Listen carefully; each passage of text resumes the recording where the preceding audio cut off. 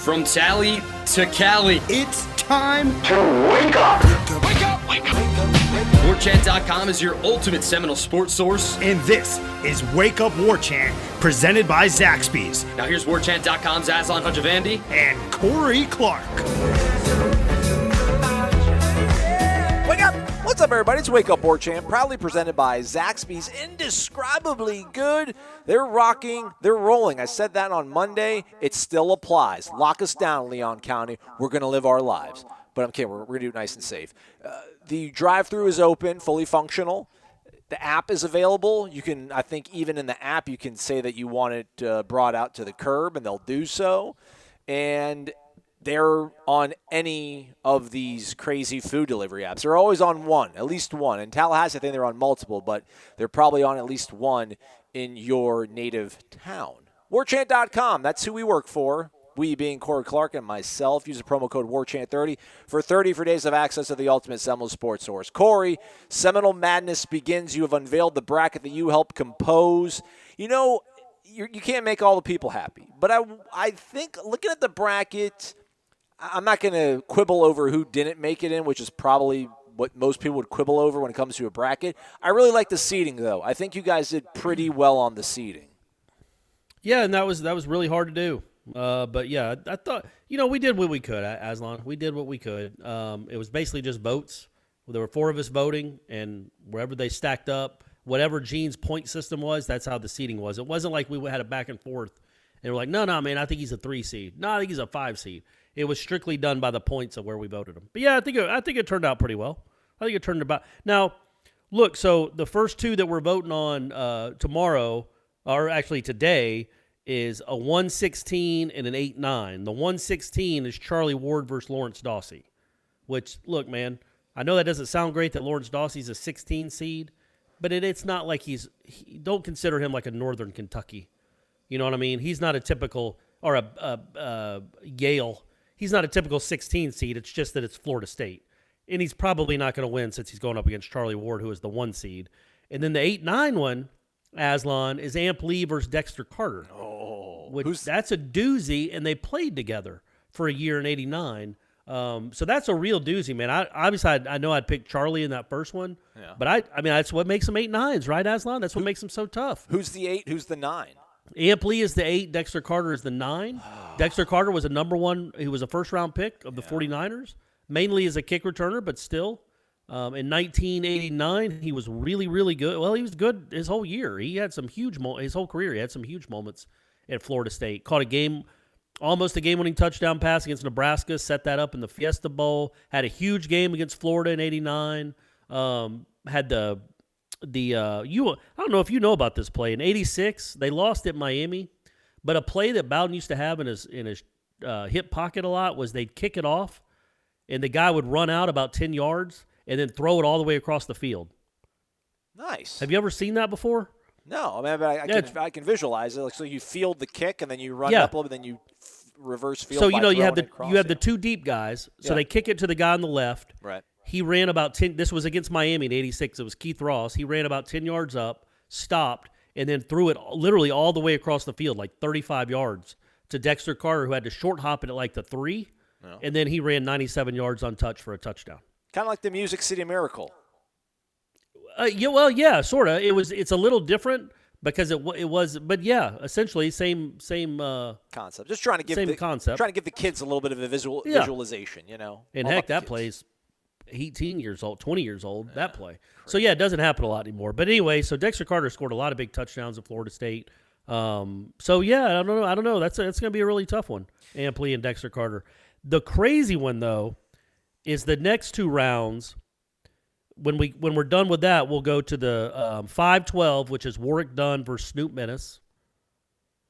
And then the 4-13 is Peter Warwick versus William Floyd. Okay, we kind of figure who was going to win those games unless there's an upset somehow. But how about a second-round matchup? A second-round matchup that's Warwick Dunn versus Peter Warwick. Oh, man. Holy, are you kidding me?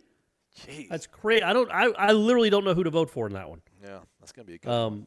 So that's a second round matchup in this thing. That tells you what we're doing here at old Warchant. How much talent Florida State's had. But anyway, get in there, vote, have fun, enjoy it. on the Tribal Council. Go there and vote. You can also vote on Twitter. If you're a subscriber, you can go on the thread on the Tribal Council. You can actually make your case. You can submit an argument stating why you think Ampli should beat Dexter Carter or vice versa, or maybe you want to go. Well, that's not this one. Oh, yeah, that is this one. I'm sorry. Apologies. Apologies, Aslan. Or, you want to get crazy. You want to go with the Retrievers over the Cavs. If you want to go 16 over the 1 and somehow finagle Dawsey over Charlie Ward and make the argument, you're probably not going to win it. But if you did something remarkably awesome, the best argument gets a $25 e-card to Garnet and Gold. So no matter where you are in the country, the world, you can use it. So I can go ahead and tell you that if you argue that Lawrence Dawsey should beat Charlie Ward, you're not winning a gift card. And I'm a huge fan of Lawrence Dawsey. He was awesome. He wasn't Charlie Ward. So I can't even think of a point you could make. Well, the coaching career, that's part of him being a Seminole, I mean, helping groom Kelvin Benjamin to go up, climb the ladder, make that catch, make Rashad Green hang on to all those passes, give Kenny Shaw the toughness to catch passes over the middle. Trying. But, yeah. I mean, it's a 16. Yeah, Bobo. You had Bobo and Kermit in there. I got you, man. I feel you. But, no, it's probably not going to happen. Yeah. So what did happen on Tuesday was actually not even relatively speaking. It was actually a busy day. It was good. It got our minds off of everything else going on in the world. First thing that dropped, I think, in the morning. Well, actually, we spoke to Devante Love-Taylor first thing in the morning. Well, at least first thing when it comes to Corey and I's sleep schedule.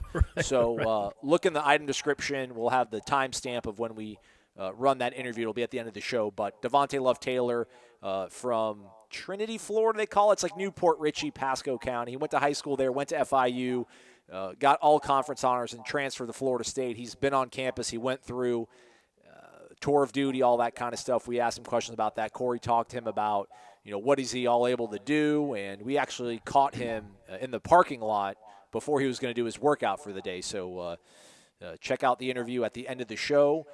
And then later on in the day, in the early afternoon, Jashaun Corbin, who's from Melbourne, I think, went to Texas A&M. Long-time commitment to Florida State. When Jimbo went to College Station, he followed Jimbo.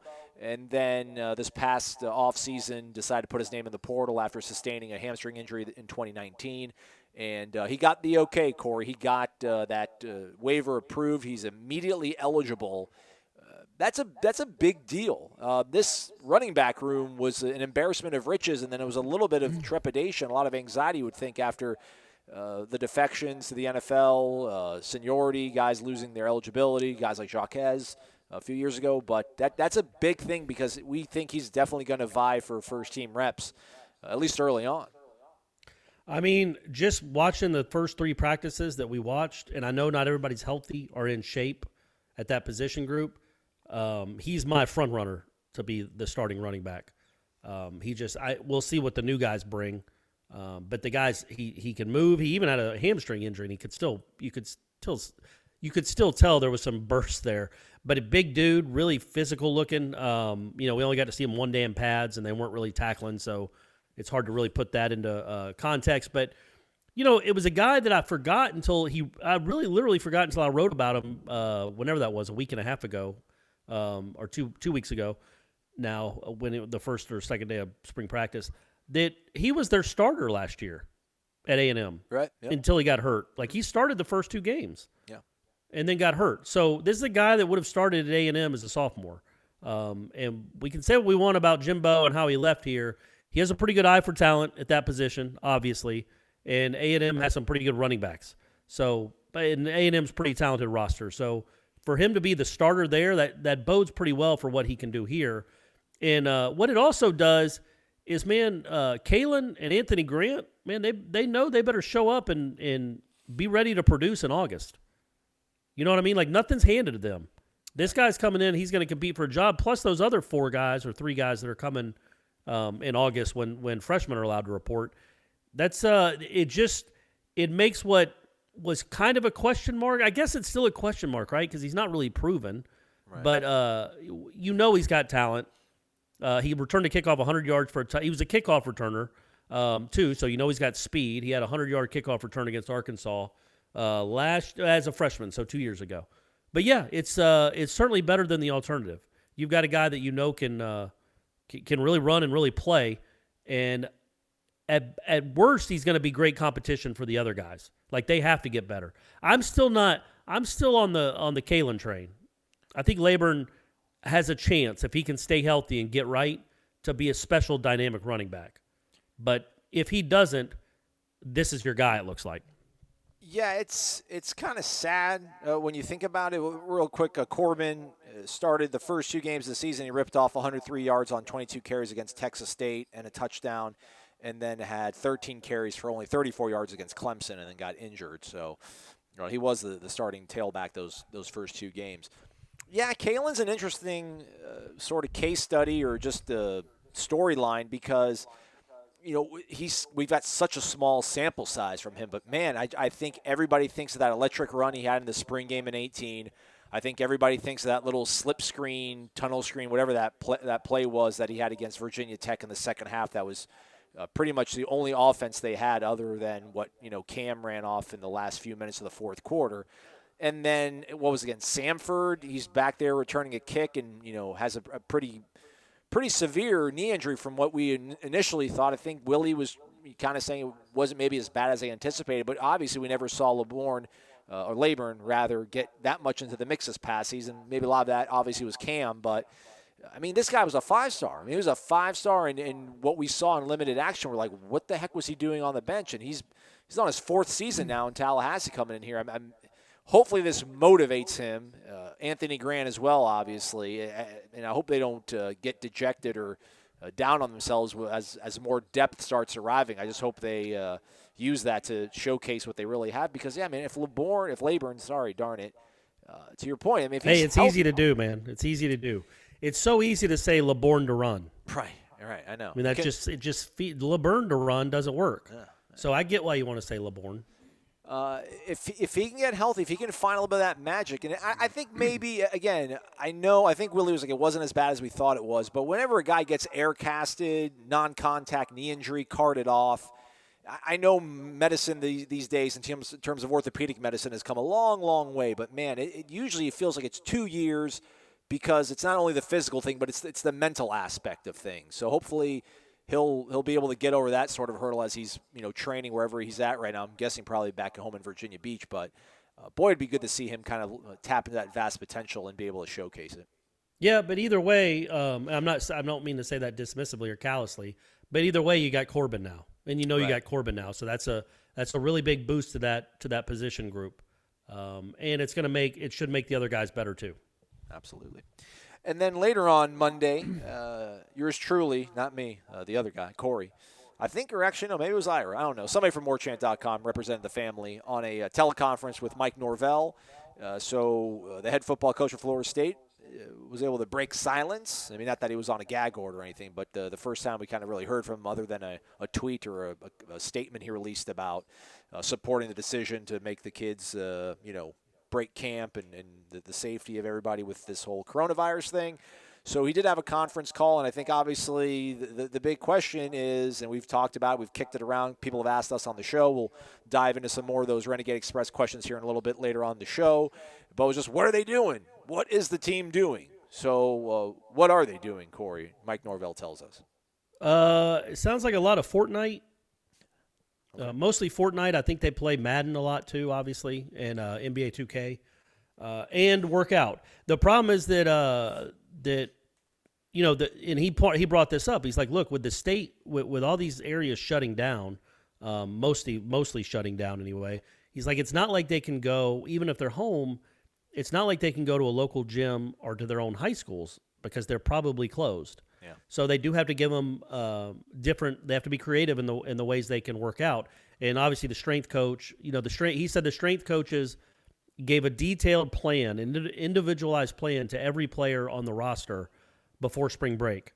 I don't think they thought it was just going to be. I think they thought it was going to be a 9-day spring break, not a, perhaps 45 or 90-day spring break. But they gave them an individualized plan, and they're in communication with the strength staff. I guess tweaking things or trying to figure out ways to be creative, whether, like we've heard before, body weight, finding things around the house, whatever you have to, lifting cars. I don't know. I saw that image of Jameis pushing a car down the street. Maybe that's what all the Florida State football players are doing, is pushing cars down streets. but they're finding ways.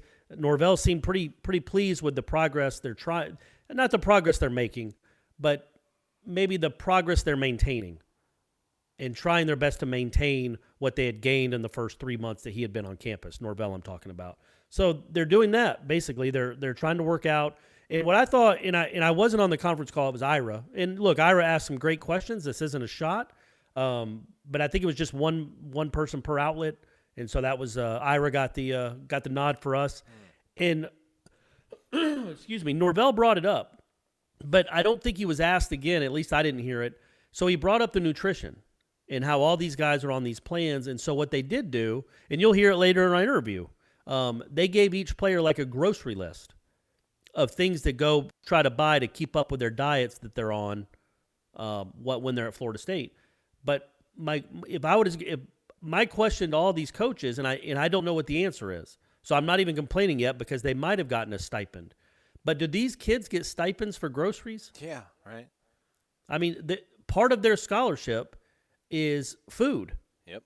That's a huge part of their scholarship. Hey, but it's almost as much as the academics itself is the food, especially when you're talking about the linemen that are eating 4 or 5 times a day.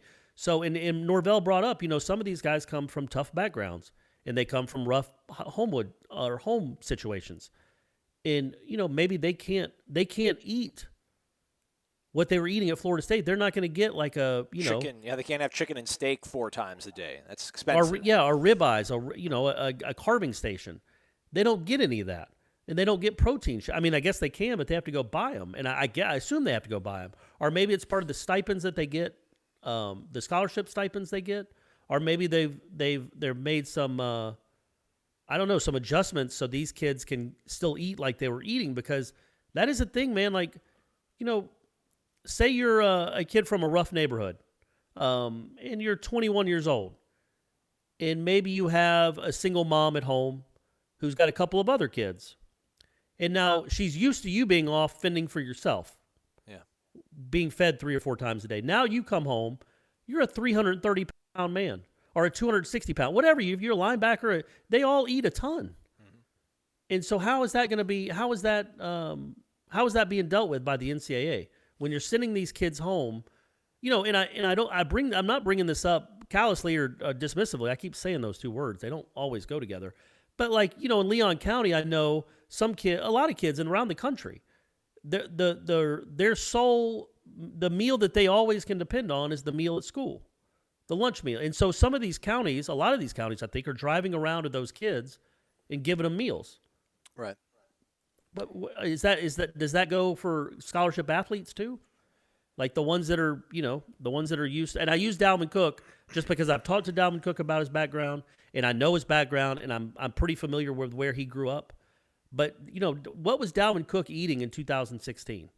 Yeah. Imagine him going back to that neighborhood, into that house, into trying to get those kind of groceries into his house. I mean, that's you're talking hundreds upon hundreds of dollars. Probably, what do you think it costs to feed a lineman at Florida State in real dollars a week? $200 at least. I was going to say like closer to 300 probably. Yeah. So I wonder how that's being dealt with. But anyway, it is being dealt with somehow. I know Norvell said something about the resource. They're trying to use the resources they have, and they did give them a grocery list and trying to get them to stay or maintain as much as they can. So, but he admits it's a challenge. It's hard to deal with. It's a challenge everybody's having to deal with. I do wonder if they're able in Tallahassee with the nutritionist here to like actually prepare meals and mail them out. Food delivery in terms of like meal preparation, like we talk about food delivery, Bite Squad, Uber Eats, things like that you can order Zaxby's and get it dropped off at your house. There's these actual like meal prep websites that, they're created diets for where they'll mail you these like literally ready to eat meals in the mail, and you just throw them in the microwave, you throw them in the oven. And I do wonder, I mean, that's going to be expensive having to mail out 85 of those things. I do wonder if, that my fear would be like an SEC school, like Alabama, obviously having, a bottomless war chest and being able, we can FedEx overnight a 40-pound box to California, no problem. That's $600, whatever. Charge it to the game. I do wonder if like nutritionists could actually make the meals for these guys. But then again, it's not like the cafeteria at Florida State's open or whatever. They'd have to probably make it at their own house and do it. But I don't know. Maybe if you're listening to this, Mike Norvell, maybe look into that. Maybe I just invented something. Well, that isn't an NCAA violation. I feel bad. I feel bad because I brought up Ira's name because he was on the conference call and he didn't ask that question, which I would have wanted to be asked, and neither did anybody else. I don't think on the conference call. I could be wrong there. I didn't listen to like the final 4 minutes. Sorry, sue me, Ira. But in hindsight, we had Devontae Love-Taylor. These people are going to hear the interview. That's right. Here at the end of the show. And he even talked about the grocery list. And I didn't think to follow up and ask him. So I'm more to blame. I blame myself. We had him on the phone talking to him. It was and early, I should have man. said. It was early. My mind wasn't firing. You're right. It wasn't on. I wasn't fired on all cylinders. It's Irish. But I should have asked him, like, man, how does that work? You're used to eating steaks, lots of them, and pasta, huge mounds of it, and heaven knows what else. And now you're going home. He's also got a brother, a 250-pound brother. Man, that's a lot for a family. Even a family that makes and I don't know anything about his home life, but they might be very well off. That's still tough to feed a 300-pound kid and a 250-pound freshman in high school that's growing, especially when the 300-pounder's been off for 4 years eating on his own. Yeah. So I wonder how how that will work and how it will play out in the coming months because. There certainly doesn't seem to be any momentum that this is going to be figured out and rectified anytime soon. Right. I guess one of the other kind of pressing topics that Mike Norvell was asked about, obviously, was the fact that spring football was ended, abruptly there. So they got 3 practices in, which is 3 more than Alabama and Auburn. A lot of SEC schools got in, but at the same time as a third of at least one program, because I think in the notes that Ira was nice enough to kind of bang out for our subscribers on the Tribal Council on Warchant.com was I think he referenced some schools got 9 practices in, so he's hopeful that there'll be some sort of equitable, meeting out of practices whenever we do return to normalcy or at least return to organized team activities. I mean, in listening to him talk, I don't want to. Tone is an important thing to me, Core. You know this. Mm-hmm. But in terms of, like, when you heard him talk about just the actual frustrating aspect of, like, not being able to practice, but then not knowing how they're going to be able to divvy them up, how much of that do you think is at the front of his mind? He's got a lot to worry about, but, is that pretty much, you think, front and center is the fact that he doesn't even know how many practices he's going to get, or he's worried that, they're going to be even further behind teams that got more practices than they were able to? Yeah, he was asked about it. I think that was the first question he was asked about is, like, how important is that first spring practice, getting those practices in? And he said, it's vital. They're vital. As we've talked about on here, why they're so vital. Trying to, install offense and defensive schemes and instill something that's been missing. And that's what and get it started, at least instilling that. And they didn't get it. They haven't gotten a chance. So he did say they're vital. He did not know. He hopes they will be able to get something done, something accomplished, but he doesn't know when or if that could even be. But yeah, that's a real frustration. You could tell he was frustrated by it. What he also said, and I've talked about this before too, is that he had a plan for everything. And we had talked about that. He has a plan no matter for if it goes another 3 weeks or if it goes for 2 more months. Or if it's done in 10 days. I don't foresee that last one happening, but maybe we can all, wishful think, I guess. But whenever it's done, he has a plan for that, and he has a plan for these coaches to interact with those players on a daily basis, or at least 2 or 3 times weekly basis. And that's this guy's attention to detail. This is where it comes out, man. Obviously, he wanted all 15, but like he said, everybody's in the same boat for the most part. I don't know how many people got more than 3 or 4 in. Probably a few, but not many. But most everybody else is in the same boat. So he admitted that. It's just it's frustrating for him because it was his first spring with a team that needed to, figure out some things and work on some things. And if you folks are worried that the coaches aren't able to coach, they're not actually coaching the players because they're not allowed to, but there still is a constant stream of meetings. They're doing everything, teleconference, web conferencing, video conference. So they're still having meetings.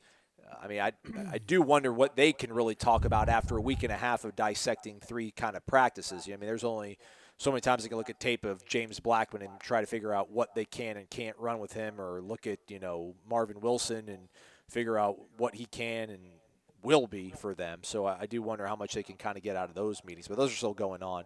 And then obviously with the dead period going on, there is, I think he was saying, maybe a little bit of hope that they're going to maybe remove that early signing period that we discussed. We kind of spitballed the other day on the show. So I think that's probably what you're going to have to do. You got to remove the December sign day, just because this is going to be so truncated, which is a word that you like to use a lot, right, Corey? I can't imagine. I don't use it as much as I should. It's a strong word. It is. I don't use truculent nearly as much as I should either, and that's a great word. It's just hard for me to think there's going to still be 12 games this season with 13 weeks with a bye week squeezed in there somewhere, and conference championship games and full slate of bowls and playoffs, and then they're going to have a sign day in December when this whole situation is so in flux, and the Olympics aren't even happening, and those are supposed to happen in July, and they're already kiboshing that. And obviously a little bit different situation because you're bringing in people from all over the world, and there's a lot more pomp and circumstance. But I just wonder how that calendar is going to work out for them recruiting-wise. Was there anything else that he said that we should have mentioned? No, just said that none of them are in the office anymore. They're all working remotely, and that recruiting is going as you would expect probably, that it's a lot of texting and FaceTiming because they can't go out and see them. But he was happy that they got so many kids on campus in March during the 1 week of spring practice they had, and even before that, they had a lot of unofficial visits, and he was in hindsight, very happy about that they got some kids on campus that maybe other schools, now everything's locked down, but they got some kids on campus in February and March that who knows when the next time these kids will be allowed to go on campus. So they're ahead of the curve there, that they got a lot of kids that they're interested in to already come see them and what they stand for and what they're trying to do. All right, very well then. Let's do a few questions, maybe 3 or 4 from the Renegade Express. We'll do the rest for the Friday show, or maybe we'll just come back and record a show tomorrow and flip it for you folks for Thursday, because the Fridays are usually typically not a higher viewership day, but whatever. We're living in strange times. Benzo's on Saturday. He did get us mixed up, he says, about the Nets gunning cut down. He thought that you were the one that was like, but you were like, do it. I was all about it. Yeah, so he does apologize to you for that. He has an idea for playoff expansion. I've heard it a few times, I think, here, but it seems he's added one wrinkle. He's saying expand it to 8 teams, give at least one to the highest group of 5. And his thing is, if the whole, I guess the pushback is, if you're going to have that many teams, well, then you're going to have like a 16-game season. He says to give each team the option to play 12 games. They don't have to play 12 regular season games, but if they want to, they can.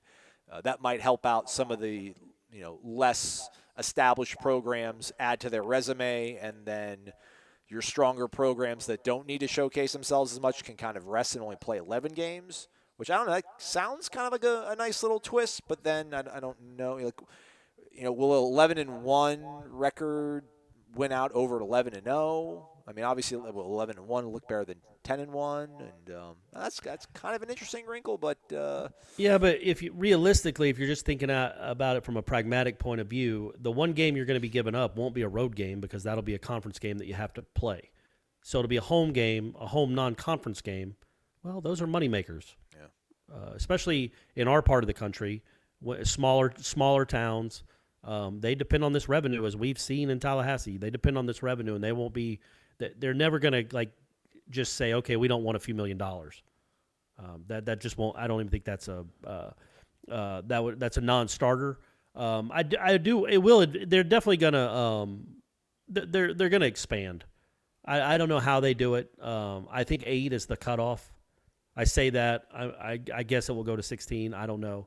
I think 8 is the cutoff, or 6, and you have the 5 Power 5 winners, and then an at-large, and then the top 2 get buys. I don't know. I don't know how any of it's going to work, but eventually it will get to 6 or 8.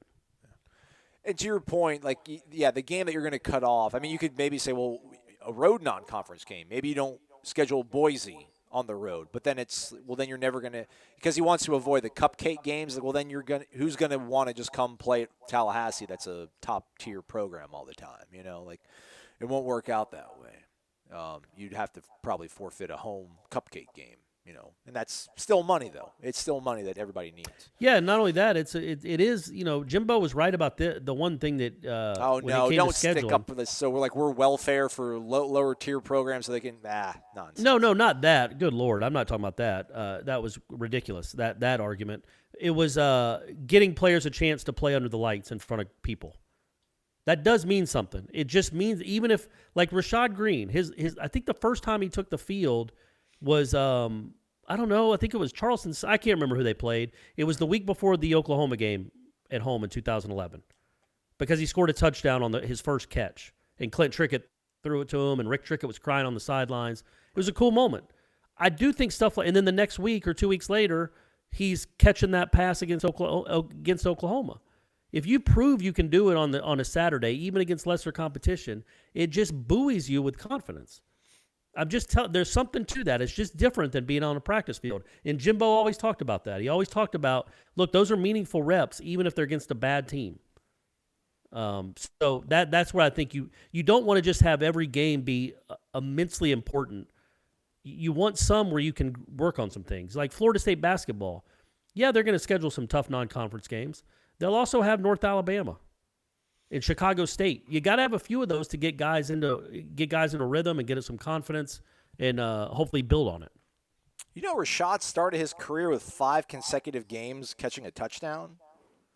So the first game of the season was Louisiana Monroe, and he caught a touchdown. And then that's what it was. Yeah. The second game was Charleston Southern. He had 2 catches, 98 yards, 2 touchdowns. Then he caught 3 for 70 against Oklahoma for a touchdown, 8 for 98 against Clemson on the road, and then 12 for 163 against Wake and a touchdown.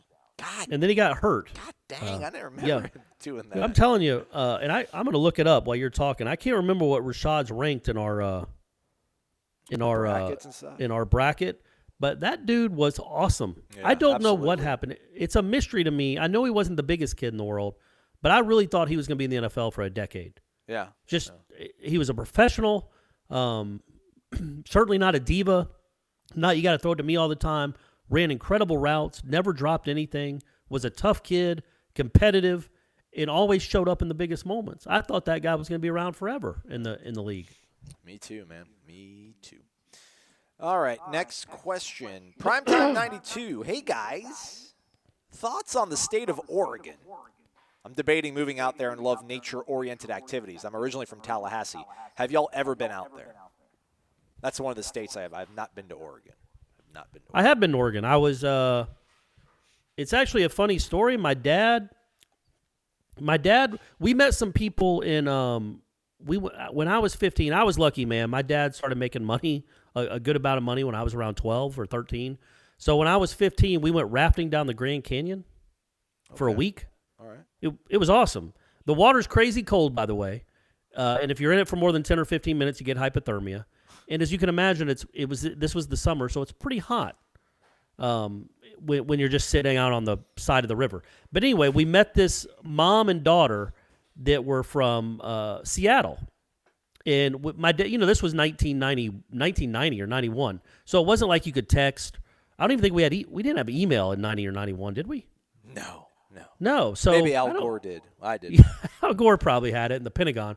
But he, my dad was a very likable dude, and so they became kind of, not acquaintances. They were friends. So he would talk to them once or twice a month, maybe. I can't remember their names now. Really nice ladies. And anyway, so I think they came to Atlanta and visited, going to Disney World. They stopped in Atlanta for a couple of days, and we hung out with them. And then we were going. It makes me sound like I'm a Kardashian. We were going when I was 18. We were going to Alaska.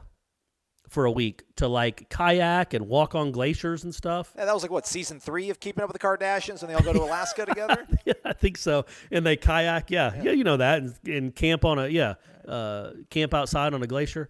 And so we stopped in Seattle, and then flew to Portland. This was on the way back. We stopped in Seattle, then flew to Portland. The only reason we went to Portland at all was to visit these two women. And it turns out they lived in Seattle, and my dad had forgotten. And so we went to Portland for no reason.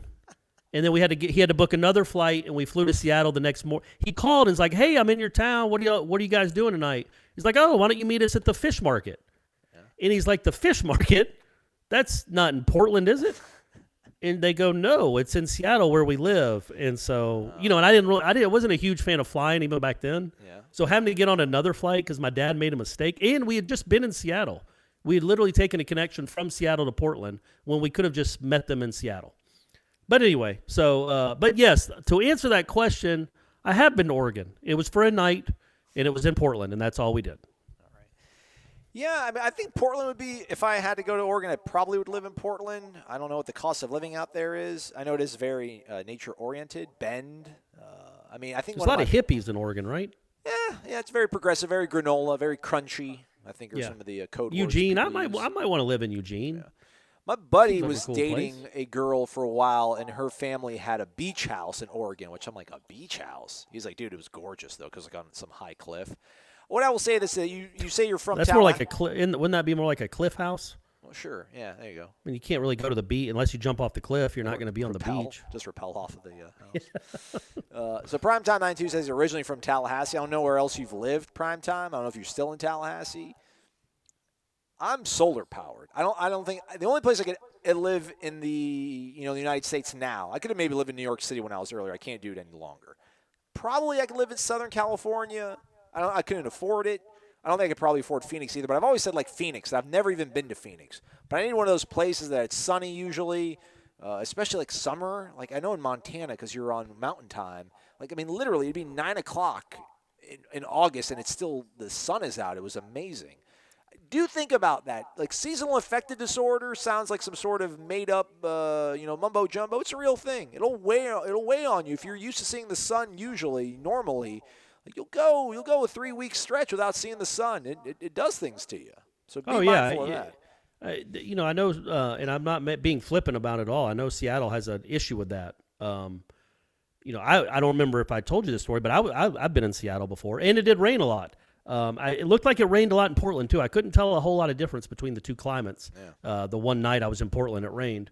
What I was saying when I said I could live in Eugene, I could live in Eugene if I had to live in Oregon.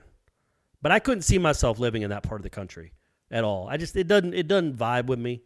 It isn't who I am. I'm not going to be one of those people. L.A. I could, not L.A. I couldn't live in L.A. I could live in like Newport Beach, right, Santa Monica, Manhattan. Because I'm telling you, when you talk about the weather, it was I was there in January for a week. Amazing. It was 78 to 82 every day and completely sunny. No humidity. It's like, how can you not be in a good mood? I know the traffic will just crush your soul, but hopefully I would have a job where I wouldn't have to deal with that, and then I could definitely live out there. And I never thought I could, but spending basically 2 weeks out there, 2 weeks out of a year out there, in those back-to-back trips, it made me realize, I could live in Southern California if I absolutely had to. All that said, Primetime, I don't know how old you are, but if you're from Tallahassee and you're still in Tallahassee and you've never left Tallahassee, leave. Let's see. Let's go to Danny P26. Wait. What does that mean? People love Tallahassee. You got to get out and see the world. You got to get out and see the world. That's a good. I will say that. Yeah, you do got. I have some friends that they went to college, and basically they commuted to college. It's like, man, that's just not how you do it. You got to go away and live on your own. And I know some people like go away but live in the same. Like if I have friends that grew up in Tallahassee. Went to Florida State, but didn't live at home while they went to Florida State. They got an apartment or got a dorm. Yeah. That's still not quite the same. No, it's not. You got to get a little bit away. Yeah. And just, go see the world. Like I have. I grew up in Norcross, Georgia, and I'm talking to you now in Buford, Georgia. Right on. Which is like 14 or 16 miles away. See? You see what I'm saying? I'm experiencing things. whole other zip code. It is a whole area code. Everything's different up here. Yeah. Well, I mean, I love Tampa. I love Clearwater where I grew up. I absolutely love it. But I am so much better off for having lived in like Montana and Mississippi and Alabama and like being around people I never would have been around in my life and just I don't want to say like learning the culture, but just like you get a whole nother perspective living in different states, man. You get stuck in your bubble. You hang around the same guys, the same friends all the time, and go to the same spots. And you got to live life, man. It's a big blue ball we're on. It is. It is. We're all stuck inside now. Don't move now. Right, don't, yeah. Wait a little while. Danny P26 had this question for you last week, and I forgot to ask it. I actually told you to reply to him on the message board, but you didn't. But I won't get on your case too much, Corey, because you went on a tear there last week where there was one night where you, like, replied to 6 threads in one day. It was like in a matter of like an hour and a half. It was amazing. Sometimes I get so stir crazy, I feel a little bit froggy. Want to get out there, want to get in there and mix it up. Yeah. All right, so he's got. Yeah, what's the question? Give it to me. I'm ready. He's got 3. I'm going to start at the bottom, work my way up. His final question was, if you could build your perfect all-time FSU football team, 11 on offense, 11 on defense, who would you pick? We'll do that. We'll do that eventually. We were going to do that this week, but then the Seminole Madness thing went down. So if there's no football, we'll probably do that. I'm kidding. There's going to be football. Speak it into existence. But yeah, when we do the whole 85, the scholarship, and we're going to do the depth chart. That'll put the top 11 on offense and defense. His question though that I didn't ask you last week, Corey, is one of your favorite questions about quarterbacks in the month of March. Do you think that James Blackman starts the whole year, or do you think Jordan Travis or one of the freshmen eventually take over? I definitely don't think the first option is happening. He might start, just I don't have enough confidence in him to think that he would hold it for the whole year, especially with a first-year coach that has no ties to him. Like if he plays poorly for even a couple of quarters and makes some just unbelievable mistakes, which he's done, I think they're not going to have any hesitancy at all. Hesitancy is a word, right? Yeah. Hesitation in pulling him. So no, I don't. I don't think he'll start the whole year. I don't know who will start, but I don't think it'll be Blackman for an entire year. When's the last time Florida State had somebody start the entire year? We're still at 14. We're coming up on 6 years. Jameis, right? Well, not even that. Well, Francois, right? No, he got suspended.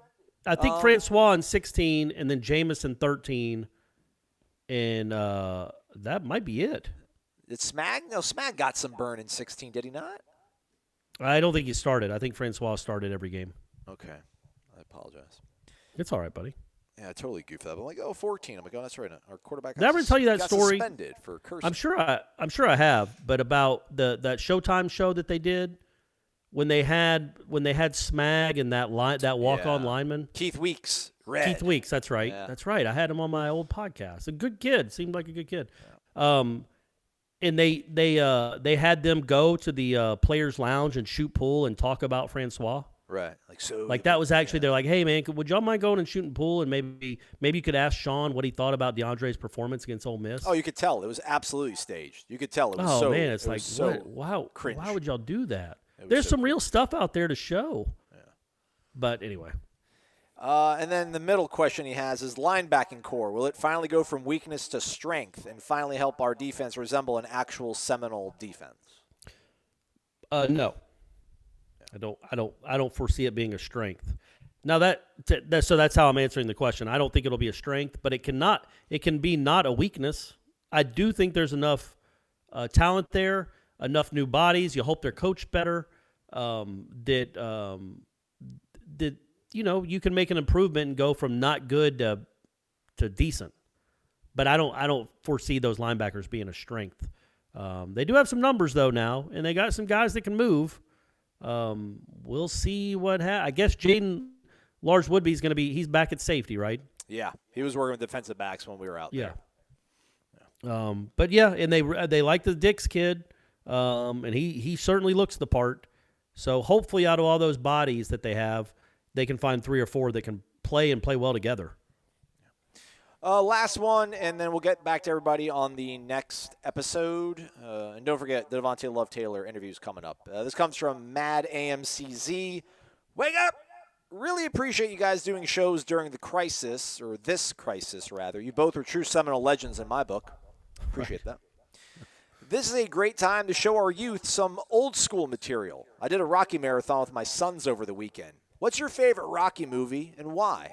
Personally, I love Rocky III because he completely changed his fighting style to beat Clubber Lang. But Rocky IV is so great because it was made in the height of the Cold War. I think it's a tie between 3 and 4. Go Knowles. Stay safe, boys. Yeah, I think there's two questions there. What is the best Rocky movie is obviously the first one. But what is your favorite is different because I have a friend. Well, he's not a friend anymore. I haven't talked to him in 4 or 5 years, but he used to be a friend. We didn't have a falling out or anything. We've lost touch. Well, hey, what else are you doing? You can't call him. You can't text him. What else are you doing? I don't know. He actually went on my bachelor party trip, and now I don't talk to that guy at all. But his favorite movie still to this day, unless maybe Parasite or something overtook it, is Rocky IV. Okay. Which if you watch Rocky IV now as an adult, if you were seeing it for the first time, you're like, this is the dumbest movie that's ever been made. Whoa. It's got a robot, a talking robot. They go and train in Russia for some reason. Because the fight's in Russia. You got to get used to the altitude. But he's lifting logs. Yeah, he's not even sparring. He's just lifting logs and doing backwards push-ups and stuff. How does that get you ready to fight? He had to get himself and running ready up to mountains. Go to war. He's going to go up against the most strongest punching heavyweight in history. You know what he could have done is like maybe looked in a mirror and done some sparring and learned how to defend his face. Like he just lets Drago just beat the tar out of him for 10 rounds. But saying that, I saw that as a 9-year-old, 8 or 9-year-old, 10-year-old, whenever it came out. So you I saw it at at the first theater. Came out? Yeah, and so it does have, I know I'm ripping it now, but it does have a special place for me, man. Like I if it's on, I'll watch it. Absolutely. I just love it. And I love he bleeds. You cut him. He's a man. He's not a machine. Yeah. And Paulie getting all excited and it's that's probably the one I've seen the most. I see 3 of them. Hit the one. Hit the one in the middle. Yeah. Right. See, we know all that. But I would say the first Rocky is still, man. That first Rocky is just a really good movie. It won an Oscar, Best Picture, and he wrote it. Yeah, Stallone wrote it. Yeah, stole Chuck Wepner's life, but whatever. Do what? Well, yeah, but still, he wrote it, and there's some really poignant moments in there. Absolutely, like when he's walking that girl home. Adrian. The early in girl. the movie. Yeah, telling her. Yeah, that's a really poignant moment. Creepo. Yeah. So I would say Rocky's probably the first Rocky's probably my favorite. I don't know if I've seen Rocky 2 more than once. What? And then I've seen Rocky 4 the second most, or maybe the most, but I'd say Rocky is my favorite, then Rocky 4, then Rocky 3. I like Rocky 3 is awesome because of Mr. T. Hey woman. Hey woman. Yes. That's a funny part. But Mickey dies. Ooh, spoiler alert, kids. Oh God. But Mickey dies, so that makes it pretty hard. The crying. What's yours? I don't know how he didn't get an Oscar for the crying over Mickey's freaking, body. That was amazing. Yeah, that was great. Or running on the beach with Apollo Creed and then dancing on each other in the water. Yeah, that's right. That was something. The pacing to 4 is just perfect. The movie is so well paced and drawn out. I mean, 4 is my favorite. I think 4 is the best. I think it's better than 1. I mean, I know 1 is maybe deeper, more resonant sort of. I don't know, man. Rocky 4 pretty much stopped the Cold War. I literally listen. The montages are combined on a YouTube channel, and that's like the first thing I listen to when I do my semi-daily jog now or whatever. But I would say 4, 1, Wait. What? Go run that back. So what do you do before your jog? Well, my soundtrack for my jog, the first thing I listen to is on YouTube, because I don't have it like as an MP3. Like somebody combined the two, like Hearts on Fire and the other montage. So that's what I run, and that usually it's like a 7-something video, and that's usually like the first mile that I run. So you're running, listening to Hearts on Fire? Absolutely, yes. It's amazing, dude. Dun, dun, and I'm picturing him like climbing up the mountain. Drago! I'm picturing you running down like 7th Street. Yeah. 7th Avenue. I would say 4, 1, 2, 3. I don't even 5. Bleh, I don't even know what was going on there. And Rocky Balboa. Yeah, I put Rocky Balboa below 3. 2 is because the montage, the win montage after Adrian wakes up from her coma after she's given birth to his son, and she's like, "Win." I literally just got chills. That montage, that song is amazing. I will be on my deathbed. I'll be like, just play it one last time for me. Like, okay. All right. Well, people, you heard that. So if we happen to be at Aslan's funeral together, and I'm hoping I go before you because you're younger than I am. Oh, look at you. But you got a son. You can wait out a little bit longer than I. If I don't, we'll play that at your funeral. Yeah. So yeah, 4, 1, 2, 3. And then I guess like Rocky Balboa I'll throw in there. And 3 is just I think 3 is cheesy. Like you're talking about Rocky 4. It's like, dude, Rocky 100%. 3 is cheesy too because it's so 80s. It's so 80s. And he's the pinball scene at the beginning of the movie and bailing out Paulie and Thunder Lips. Like, what the heck? I mean, what just in the middle of the movie, like, pause, he's going to do a charity wrestling match with Hulk Hogan. And just, what? Bizarre. Right. And have to pick him up and throw him out of the ring as if that means anything. Yeah. Well, what are you going to do, man? The perfect male versus the perfect meatball. Yeah. I love all those movies, though. I can tell. Yeah. That's my thing. Like, your thing is Florida State football 85 to 2000 front to back, like Rocky movies with me, and Saved by the Bell. But I really can't monetize those. So and I know you don't think Saved by the Bell was a good show. Oh, it's so bad. It's awful. I love that show. Well, that's how I feel kind of now about Rocky 4. Like, it's so bad, I like it. Yeah. That's how I feel about Rocky 4. But yeah, Saved by the Bell is just nonsense. I can't believe those people became famous and made money off that because it is utter nonsense. Except for the "I'm so excited" part. That spoke to me. Tiffany Amber Thiessen, though, was my queen. Yeah. Oh yeah. And what's her name in Showgirls was something else too. Elizabeth Berkley. Hey, did you see? By the way, we'll go to the interview here. Last thing I was going to say, movie recommendation. I think we might have talked about it on the show, Uncut Gems. I actually watched it the other day. The Adam Sandler movie. You said about, dude, holy cow, his mistress in that movie. She's. Aslan, let's talk about the movie itself. She's my queen now. Oh my gosh, Julia Fox. I don't know if that's her real name. That's her name on IMDb. That's her name on the credits. I doubt it's her name, but oh my gosh! I mean, just the name Julia Fox. There's just. Yes, she was very attractive, and Kevin Garnett was good, wasn't he? Yeah. No, it was a great movie, man. I think my buddy summed it up really well. He's like, it's just one long panic attack.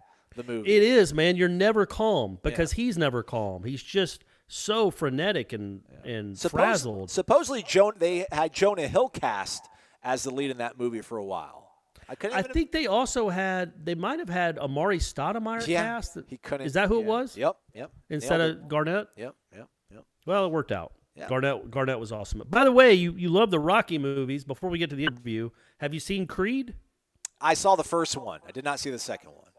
The second one's pretty good, too, but the first one I thought was really good. I liked it. My one buddy who didn't have a relationship with his father, really got heavy emotional about it. And I'm just like, it didn't resonate with me that way.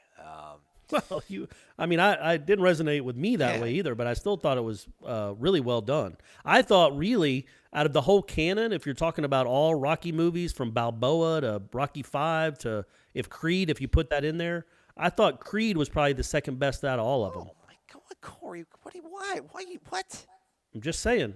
As far as being well-made and being a real story, I just didn't buy that Rocky Balboa ended the Cold War. How is it a real story? He gets everything, and then he loses his edge. His wife gets sick. He loses his desire to fight because he's afraid he's going to lose the love of his life, and his child is he's not even looking at his son yet because he's waiting for his wife to wake up. And once he became famous, it became a whole different storyline. The reason that Rocky was awesome was because he was the underdog and he was a nobody that got this crazy 1 in a million shot. Once he became famous and people liked him, it just, I don't know, it didn't resonate as much with me. It's like when all the guys on Entourage started getting successful. It was like, no, exactly right. Like, I don't need Turtle to own a vodka company, and I don't need E to be managing other people. They're like plankton. What do you call the fish that swim around the shark? Whatever that is. Plankton, you're right. I know that's not what plankton is, but I'm trying. What are the things that attach to a boat? Barnacles? You know what I mean? Barnacles? Yeah, they're like barnacles on a ship, right? Those are on ships. Well, plankton also are I think they cling around or whatever. They hang around larger bodies of animals or whatever. Folks, and this is what you listen to this show for. It's for our plankton discussions. And save the tweets. We'll look it up after the show and realize what we were wrong or right about. But yeah, I liked it better when they were barnacles. I didn't like it when they had their own stuff going. Yeah, you guys you don't get your own atmosphere. You don't get your own solar system to move around. Yeah, I want the only reason you get a woman, a beautiful woman like they got all the time on that show, was because you're friends with Vinny Chase. Yeah. Not because you're a manager or you own a vodka company. Or you're a good a known TV actor again, like Johnny Drama. Yeah. So anyway, that's my 2 cents. I'm done. Great show, Aslan. It's been a pleasure. Here's Devante Love-Taylor. As promised, we've got a nice special guest for everybody. Devante Love-Taylor, offensive line transfer out of FIU. He's a homegrown product from the state of Florida.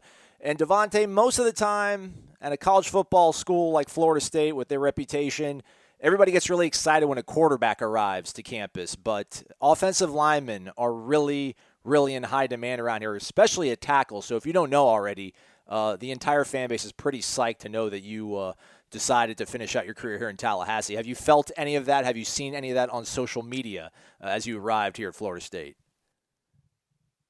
Yes, sir, I have. As soon as I put my name in the portal, there were a lot of Florida State fans in my comments, and when I committed, I had to put my phone on Do Not Disturb because my phone was just – I gained over 1,000 Twitter followers. My messages were blowing up. Instagram posts were just blowing up, and it was just crazy. Devante, before we start talking about how you're maybe getting settled in Tallahassee, if you could walk us back to your days at high school. I grew up in the Eastlake area, so I know Mitchell High School, and that wasn't a program necessarily that was cranking out college football recruits. But you, I think, were the first FBS recruit out there. You played two-way football. What was it like, playing two-way football at, like a 4 or 5A school in the state of Florida? And how did that kind of help you in your journey and make you the football player you are now? It opened up a lot of doors because I played linebacker, DN, guard, tight end. I played everywhere because I grew late. Going into my senior year, I was only 240 pounds. And I wasn't getting a lot of recruiting attention at that time, but I had the right grades, and I'd go to camps and I'd perform well. So eventually I earned a few offers, and then I was the first one to go FBS. But after that, we've had a kid go FBS every year from Mitchell. Devante, I'm sure the differences are there's many of them, but are there a couple? I know you've only been at Florida State for a couple months, really. What are the biggest differences between FIU and FSU? And it could either be in on campus, it could be the football program. What are the biggest differences between a program like FIU and FSU? I just have to say the resources. There's just so much more that the ACC has to offer, whether it's more more food or anything like that. Speaking of that, when it comes to food, are you one of the guys that they wanted to add weight to? So when I talked to Coach Atkins, he pretty much told me, I asked him what he wanted me to do. He said, you're an older guy. You know what you can play at. He said, if you want to maintain, I'm good with that. He said, but if you look too slow, I'll tell you to lose weight. If you look too light on your feet, I'll tell you to gain weight. And how'd you do? And I know it was only 3 real practices. How did you think you did? I think I could have did a lot better. But I feel like I did pretty well for playing around a bunch of new guys. Like I felt the chemistry was there. We were starting to build the chemistry and understand the concepts, and we were improving every day. Okay. How was the tour of duty, Devante? Coach Mike Norvell has said that that's probably going to be the hardest thing that the team has ever done before, and I think he was speaking mostly about the kids who had been in the program for a little bit of time. You've obviously have all conference honors from your last stop, but I mean, how would you describe that tour of duty? It was different. It was tough. I mean, and they're so on you, like they want perfection, and you were competing with the guy next to you, but you had to compete with yourself too and tell yourself you're not going to fail, you're not going to miss. you're not going to make your group start over because you had to hold yourself accountable. Because if you didn't, then you were going to cost your whole group. And how hard was it? It was pretty tough, but it got better as it went on. The first one, it was just like I felt like I was out there for 3.5 hours, and it was only maybe an hour. But it was tough. Did you was there any other schools besides Florida State that you almost went to? Was it like a beeline to Florida State once you got in the portal? Tennessee was pursuing me pretty hard, and then USF, Texas Tech, and UCLA were. But Florida State was where I wanted to go. Once they contacted me, I told Coach Norvell that if they can get me into school and they offer me that, I'll come to Florida State.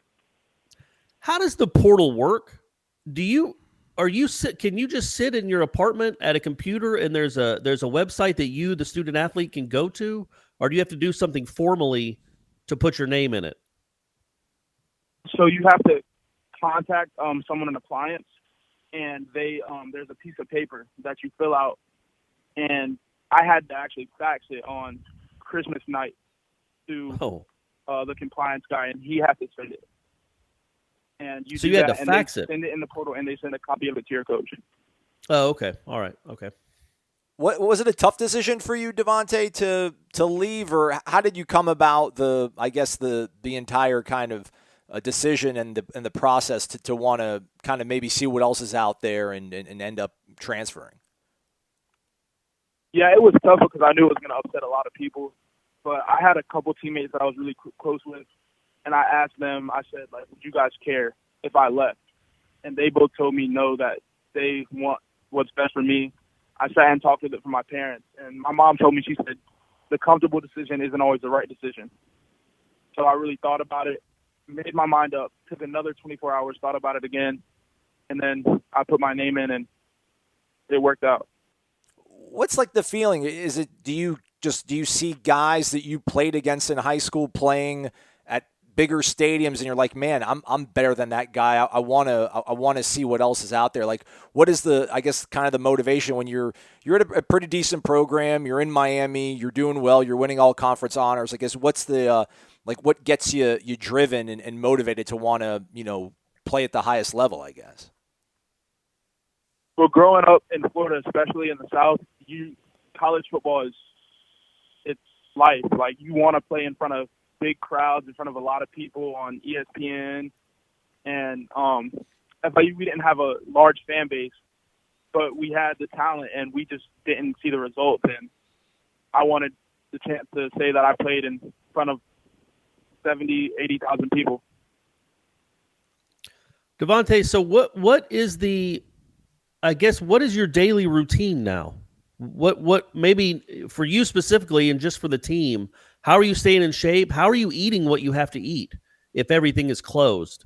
What is the routine now? Can you walk us through that? Well, I'm back home right now, so I get up around 9 o'clock, make a light breakfast, do some homework.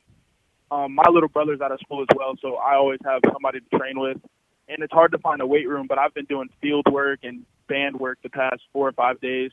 I'm actually about to go train right now. I'm sitting in the car at the facility and with my brother, and we're about to go work out right now. And because I try to preach to him that you got to be different. You can't just sit in the house like everybody else and play Madden. And that's an accountability thing. Like, I talked to Coach Atkins yesterday. He said, this is going to be where I tell who really wants to be here. Yeah, and so if you can't find a gym to work out, what are you? Is it push-ups? What are you do? Are you lifting your brother? What are you guys doing? No. So we have a curl bar in his room actually, and we just do a bunch of curls, and then we'll go run around the neighborhood, and then we're about to work out with a trainer right now. We're just going to do band work and foot quicks and some conditioning. And I think another question is, like, obviously you're a big dude that needs to eat a lot, and when you're on campus, you've got meals that are made for you. You've got nutritionists. You've got an open, basically cafe where you can go and eat kind of anytime you want. How are you? What are you doing now, diet wise? And I don't mean to get into the specifics, but do they give you? Does Florida State give you like? not the resources, but do they give you a list of things to eat or what you should eat or a schedule you should maintain, or is it kind of all up to you guys right now? Oh yeah, they did a great job. They sent grocery lists. They sent everybody who's in a different weight category, like plans our nutritionist did, of if you need to gain weight, what to eat, what to buy. It came with cooking instructions, all of that. Oh, okay, cool. And like certain groceries you need, and a meal plan of how and when you need to eat, along with the workout plan. They made sure that we're not going to lose what we gained. So FIU actually played Charlotte last year. I saw Devontae. I know obviously you're not going up against Charlotte's offensive line, but that's where Coach Alex Atkins was last year. I mean, was there any conversations that you've had with him about? Did he see the way you played? Do you remember seeing the way his offensive line played, or I guess just even more importantly, what have been your impressions early on working with Coach Atkins? So when he the first time he called me, he mentioned that he was at Charlotte, and he said he made a joke. He was like, "Yeah, y'all ran the ball on us, but we did our thing too," and which they did. It was a good game, and their O-line was very good. And he's mentioned it a couple times. I gave up a sack against Charlotte, and he said, "I saw that." He's like, "But I didn't care that you gave up the sack. I care how you responded." And that's what this whole coaching staff is big on. They know we're not going to be perfect, but they care about how you respond.